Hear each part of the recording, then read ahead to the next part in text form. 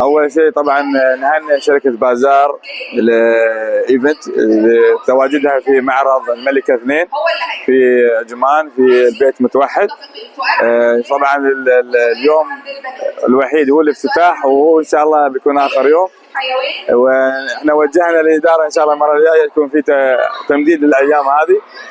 وما شاء الله تبارك الرحمن منتجات خليجيه ومنتجات عربيه ومنتجات تركيه ومنتجات من الهند ومن باكستان، ويعني اسر منتجه كذلك متواجدين في هذا المعرض الطيب وذوي الهمم.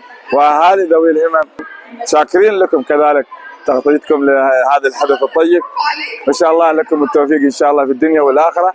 ونحن نقول لكم عيال زايد لجميع المستثمرين، هنا تحقق الاحلام، وهنا ان شاء الله تكونون رقم واحد، ونحن داعمين لكم ان شاء الله قلبا وقالبا، وانتم في داركم وبين اخوانكم وما لكم الا اللي يصير خاطركم. يا مرحبا.